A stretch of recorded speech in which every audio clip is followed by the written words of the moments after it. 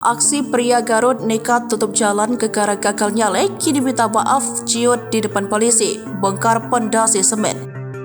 Akhir kisruh antara calon anggota legislatif gagal di Garut bernama Wawan Setiawan dengan para warga setempat gara-gara penutupan jalan.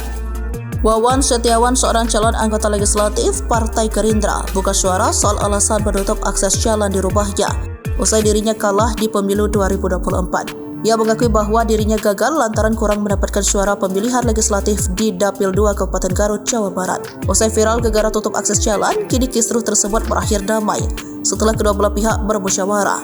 Caleg yang diketahui dari Partai Gerindra itu akhirnya mendatangi warga dan bermusyawarah di rumahnya di Kampung Carok, Desa Kersamada, Kecamatan Kersamada, Kabupaten Garut, Jawa Barat. Ia meminta maaf pada masyarakat atas peristiwa yang membuatnya heboh dan viral itu.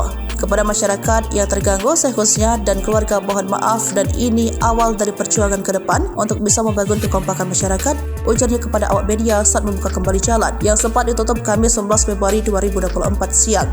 Ia menuturkan dari polemik tersebut besar harapan agar masyarakat ke depan dalam event politik bisa satu suara dalam memilih. Hal tersebut menurutnya agar pembangunan kesejahteraan di desanya bisa tercapai. Wawan menjelaskan dalam kondisi saat ini pembangunan desa melalui iuran dari masyarakat cukup sulit dan membuat masyarakat tidak nyaman. Maka menurutnya jika masyarakat tidak satu suara, maka komunikasi politik dengan para pemangku kebijakan akan sulit. Pembukaan kembali akses jalan yang sempat ditutup oleh pondasi semen dan bata disaksikan langsung oleh unsur pemerintahan desa dan anggota TNI Polri. Ketua RW Kampung Carok Arifin Rahman mengatakan, kesepakatan kembali dibukakan jalan tersebut disambut kegembiraan oleh masyarakat sekitar. Pasalnya jalan tersebut cukup bermanfaat bagi warga. Ia menuturkan warga juga memahami penutupan tersebut dimaksud untuk memberikan pelajaran penting agar kedepannya warga bisa kompak.